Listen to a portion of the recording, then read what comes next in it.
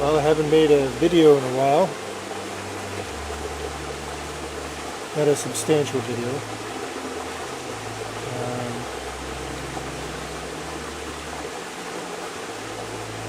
Probably won't be making a lot this summer, as my focus is more just on being, enjoying, living, creating, going inward.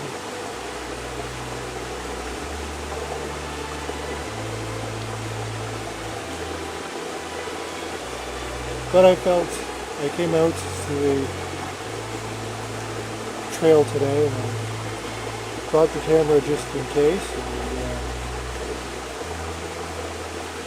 I felt moved to turn it on. Don't know exactly what I'm going to say, but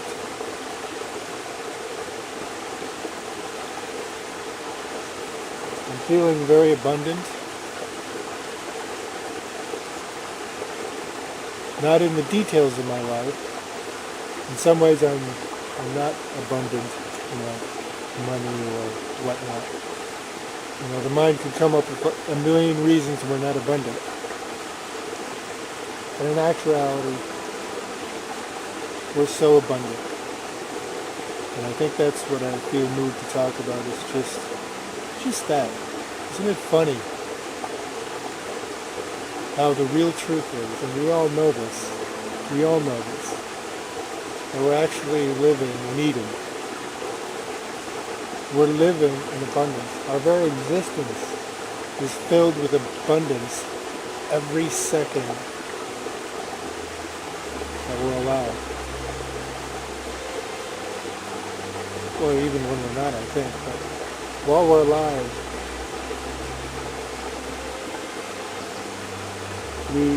isn't it funny how we all of us, at certain points in our life, certain moments, some more than others, but we all go through it where we constantly take for granted the endless gifts.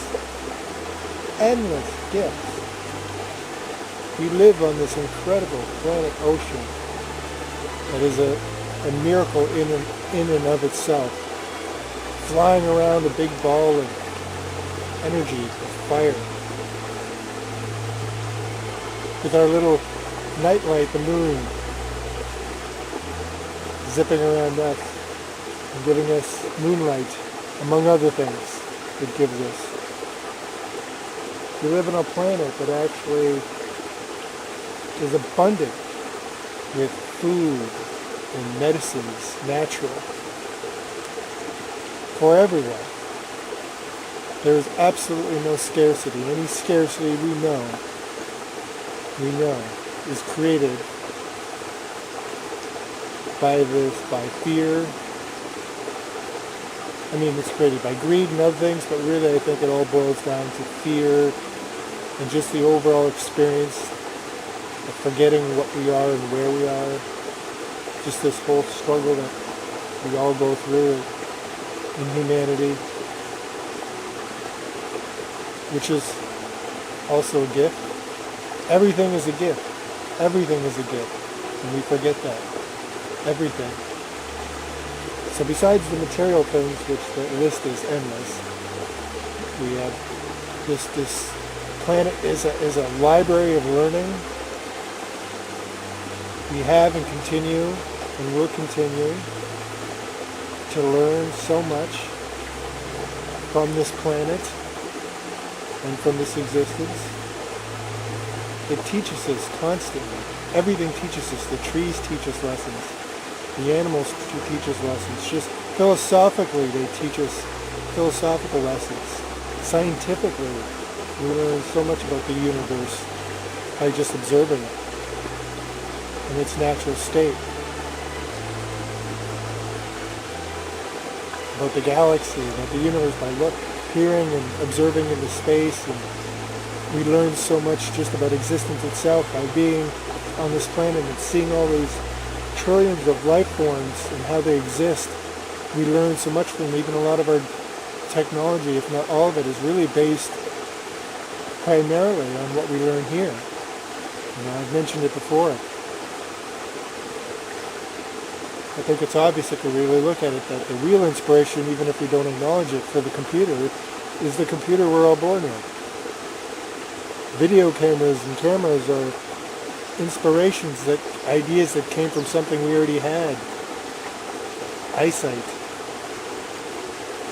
sound, the voice box, music. We hear music as soon as we're born. As soon as the first humans were here, they heard music. Even before they created music, they heard music from the birds, and it inspired them.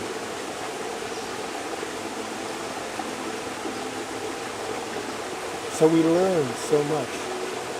We're in this fantastic library of learning, of experience. Abundant, materialistically abundant. If we only start working with it and working with each other, then the lack and the suffering can be a faded memory. And every moment we have gifts. It's a gift just to be alive. This is a limited experience. For what we know. I mean, some people believe we come back again and again, but what we know for sure, what we can prove and know without a shadow of a doubt, is we're here at least once. When you're here, that's guaranteed. How long? Who knows? What you'll experience? Who knows? But the more we go inward, we start to realize it's all of our own creation. Our experience is what we determine our experience. Collectively and especially separately.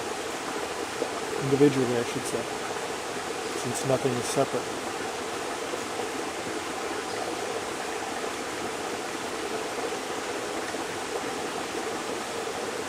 So, we're so abundant. Right now, I'm sitting in a beautiful little spot in this stream. I've got air, I can feel.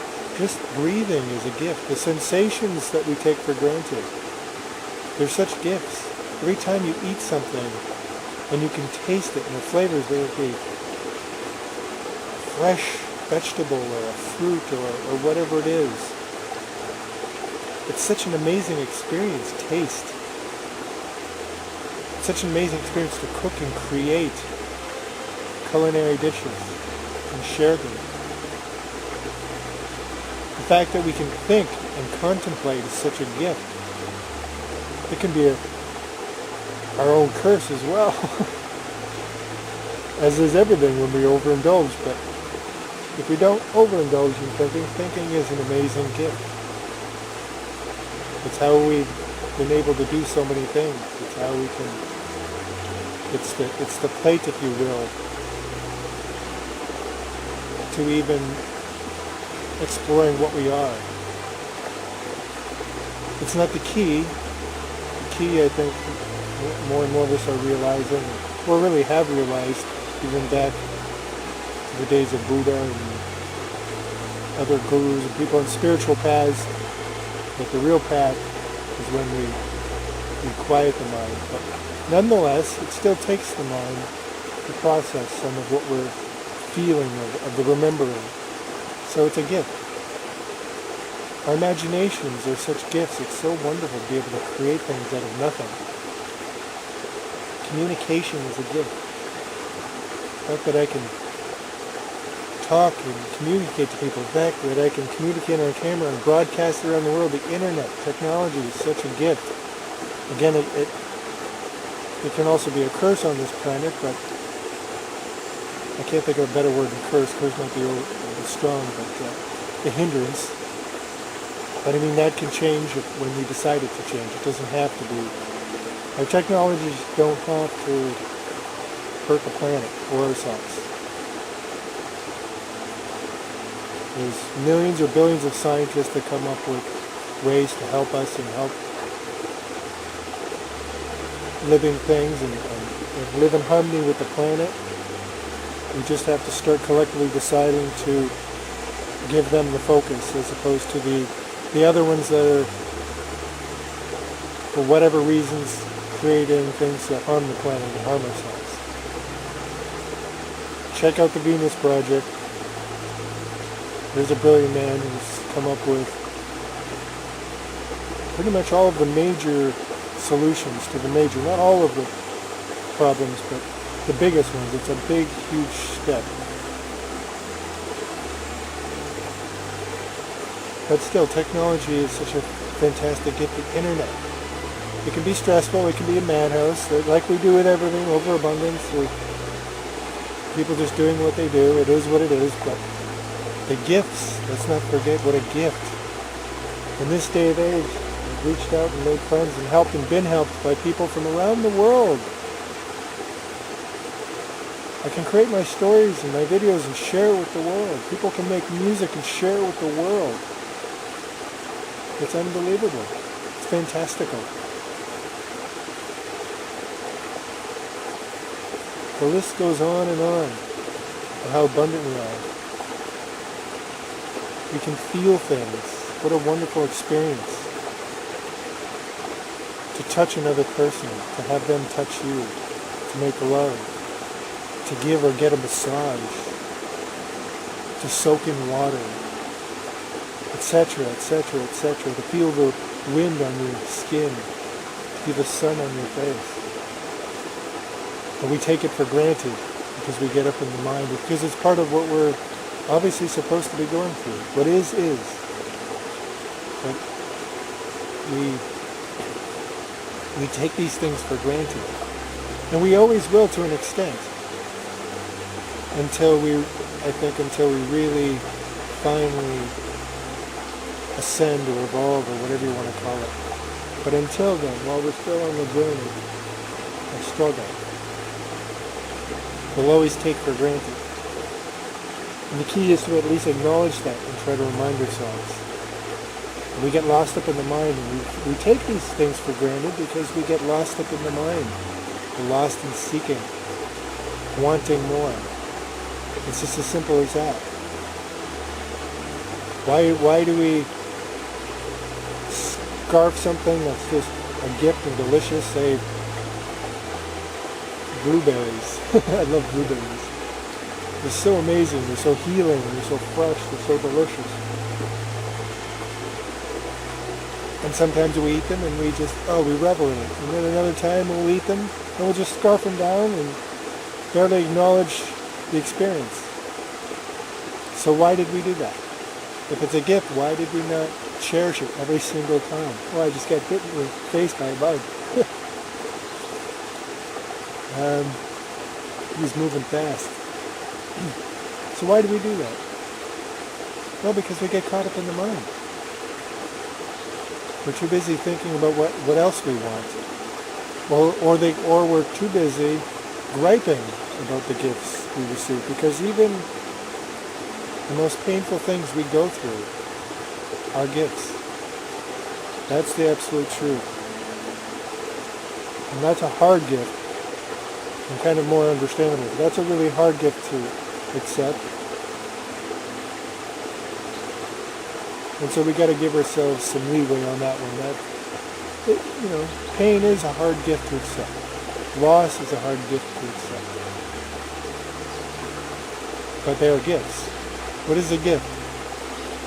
And a gift, I don't know the official definition, but in my understanding, what's a gift? A gift is something that gives us something, and an experience or a thing, or anything that enriches our lives, even if for a moment, that gives us something or teaches us something, that bears fruit. And so, all of life, like just the fact that we're here at all, as hard as it can feel sometimes, is such a gift.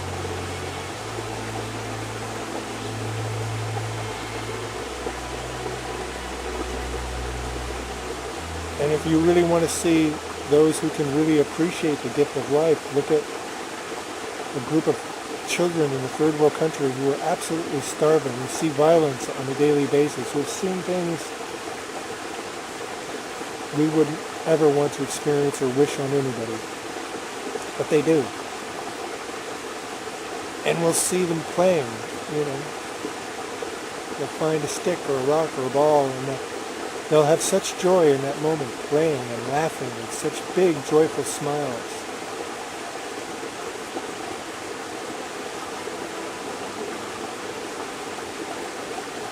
And so and maybe that's part of it too. Maybe it's our overabundance that makes us forget too. But they appreciate those little moments. And so we can learn from them. And hopefully see how ridiculously abundant the rest of us are. And feel moved to try to make a better world where they can experience more of the abundance as well. Experience things we experience. To make the world a better place. To make ourselves better. To become in harmony with this Eden, this planet ocean.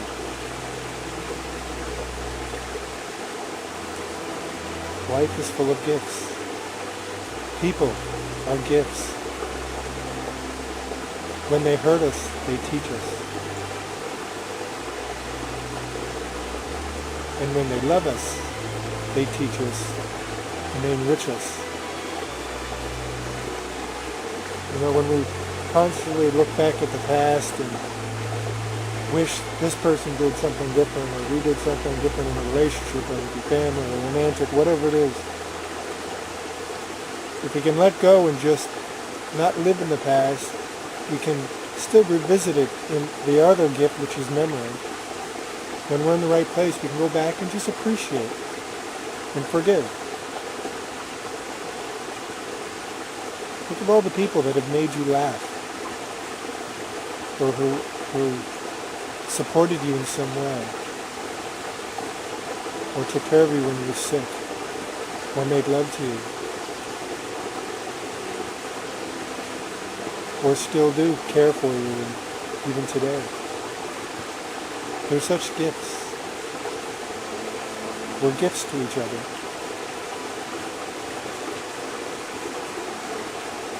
Our memories are gifts if we don't dwell on them.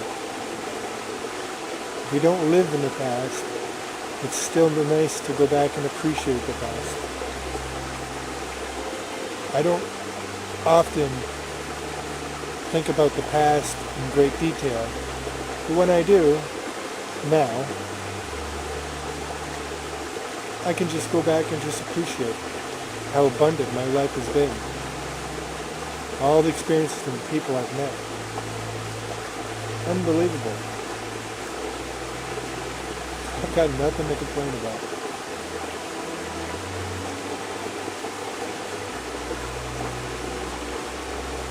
So I think it comes back down to the mind, part of our struggle. Again, the mind isn't the enemy. It's a wonderful tool, but that's all it is. We created a tool from it. If that doesn't point to us that it's only a tool, we are not our minds. You are no more your mind than you are your Dell computer, or your Microsoft computer, or your Mac. Is your Mac a person? No. Well, neither. You're not your mind. You're not your computer. And we forget that. We create these false identities for ourselves, or we get wrapped up or believe what we're told about who we are in these stories. And it's when we start to release them that, suffering eases.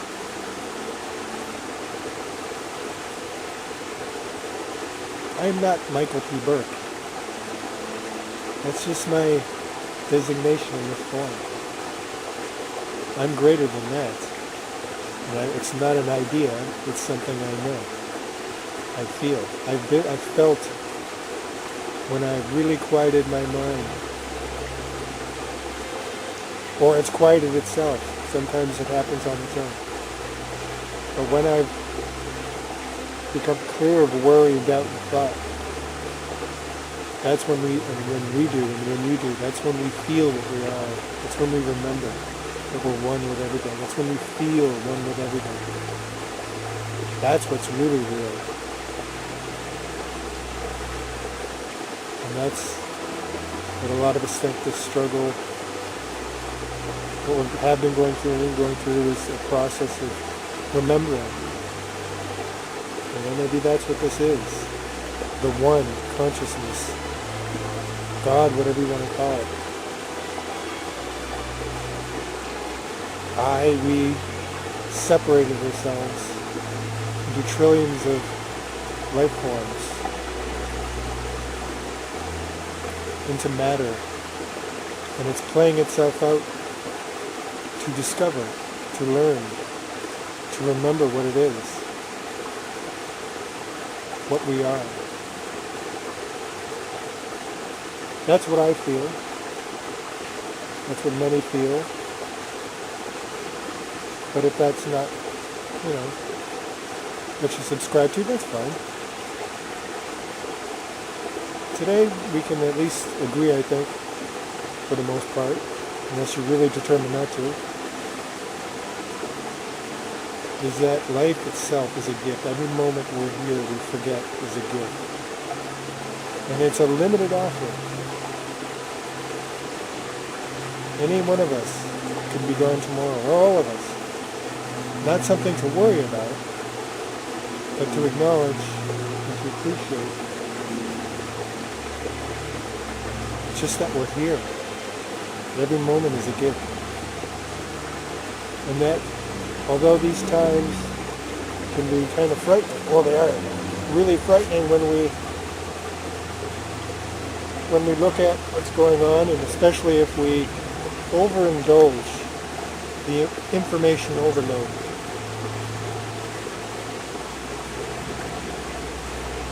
It's good to know what's going on in the world, but we also, with the internet, again, if we overindulge in it, with all the billions of people expressing, so many with agendas, it's hard to know what's really going on. It's almost surreal. It's almost becoming science fiction. I think the key for me, myself, and many others is moderation. Keep a light tabs on what's going on, but don't. It's so hard to know what you're reading or being told is true anyways. And there's only so much information we can take. And so I think a lot of us that go deeper into spirituality, to acknowledge that we are on a spiritual journey and embrace that and go further into it. I think most of us, when we first awaken, it starts in the atmosphere of truthers. I think most of us, when we first awaken, the first thing we awaken to, not everybody, but a lot of us, we awaken to what we've closed our eyes to, and that is to really the things that we're actually doing to this planet, the way the world really is.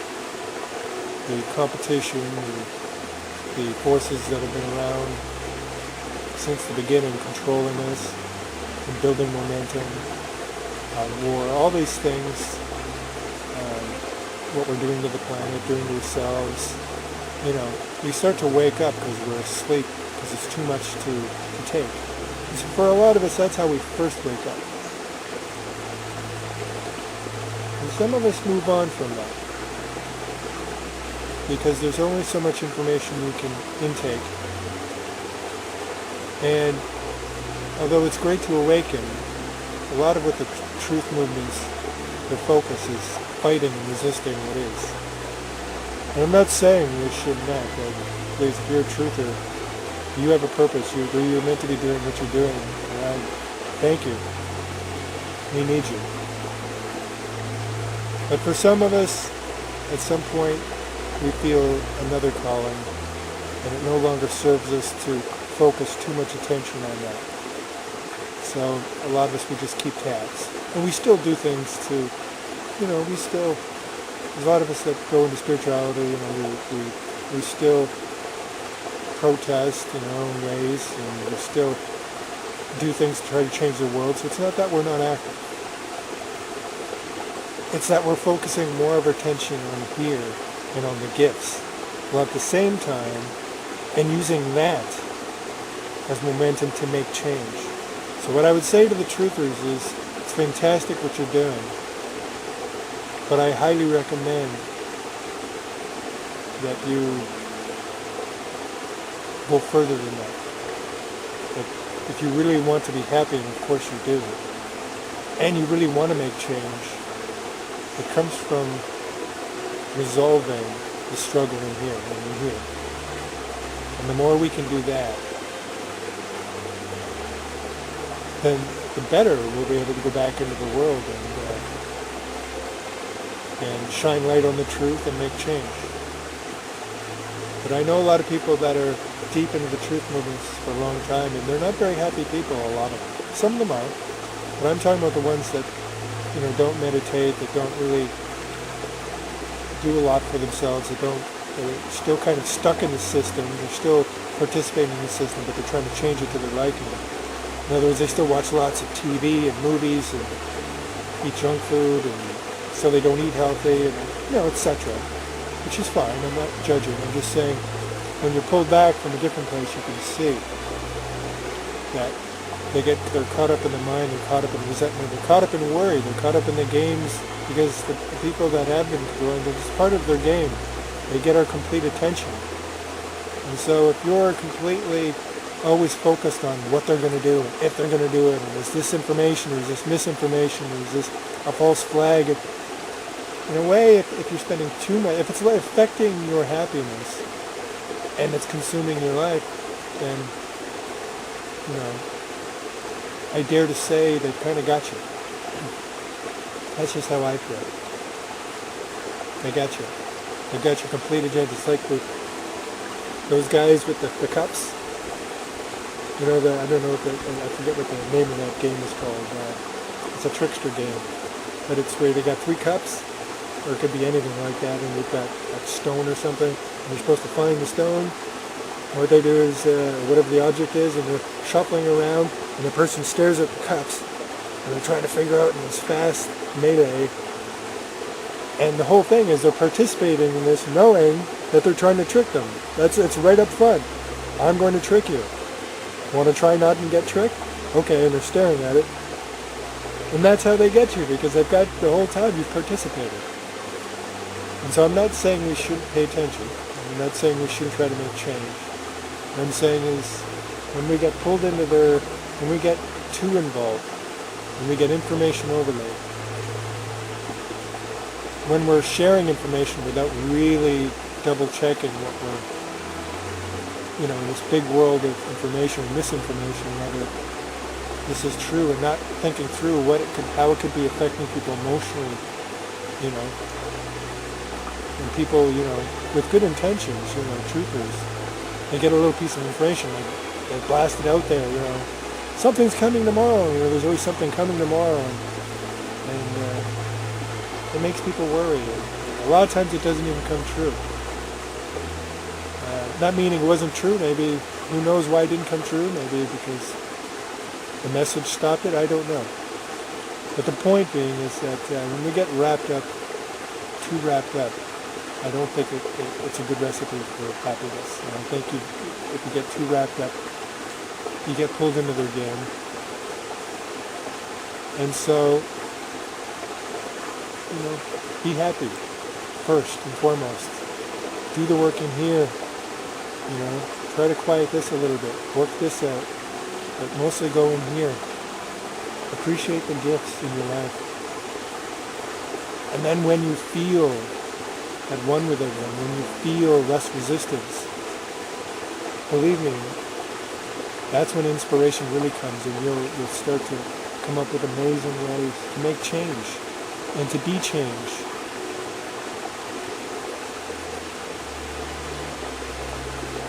I got off on a bit of a side rant there about truthers, but let me try to get back. But I guess the reason I got off there was I was talking about the mind. It's a great tool, but if we overindulge it, overload it with information without feeding the real us, the real I, the real one,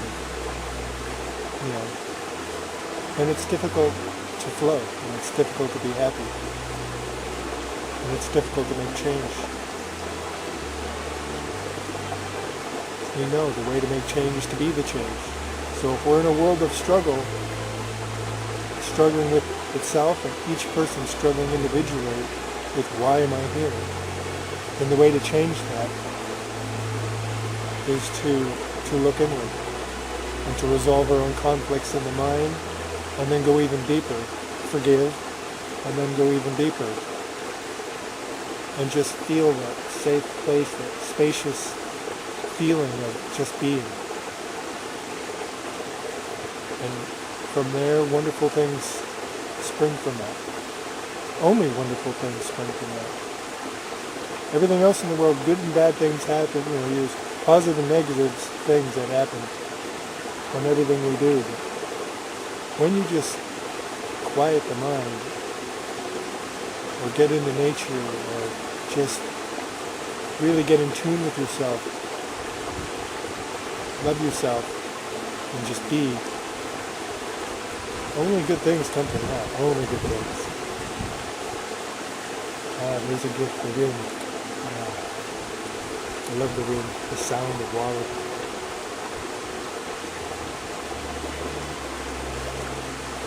So yes, we're so abundant. And I understand, we all go through it, I go through it. We forget. And we take for granted. So this is really a reminder to myself and to you.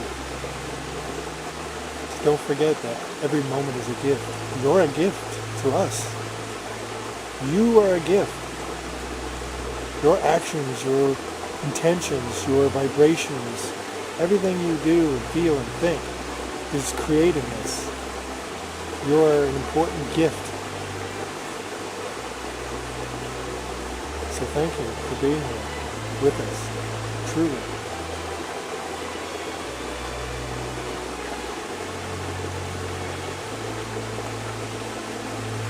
And so let's remember, and let's, as a big shift seems to be happening, big changes seem to be happening,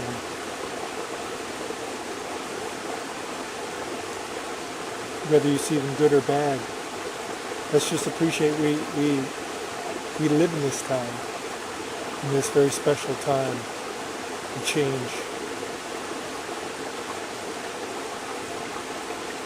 And especially this moment and this summer. Let's make 2012 the best summer of your life. Why not? You can do it. The details of how don't matter. Whether it's going on a trip or doing something you've never done before, whether it's just doing the things that you love but you stop doing, or just doing nothing but just appreciating life. However you choose to go about it, however you feel moved to go about it. Why not make the summer of 2012 the greatest summer of your life? That's what I'm doing.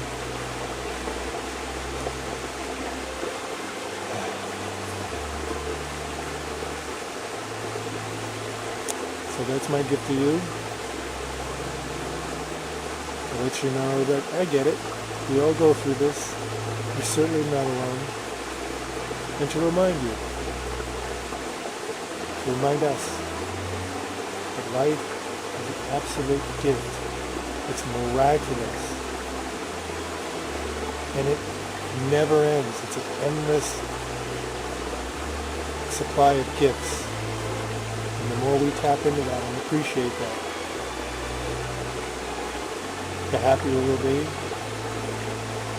the closer to ourselves we'll be, the further we'll progress as a collective, the closer we'll get to our real purpose here that many of us believe, and that is not to be I was going to say destroyers, but we can't destroy this world, really. No matter what we do, the world will go on. But to become the caretakers, instead of become the marauders of this world, to take our rightful place as caretakers of this world, and to live in harmony with it, and to continue to learn from it. In a sense, this planet as well is our Buddha. It's our teacher, our guru, I should say, our guru. This planet itself is our guru. It has so much to teach us. We're barely scratching the surface. So, go have a great summer. I love you.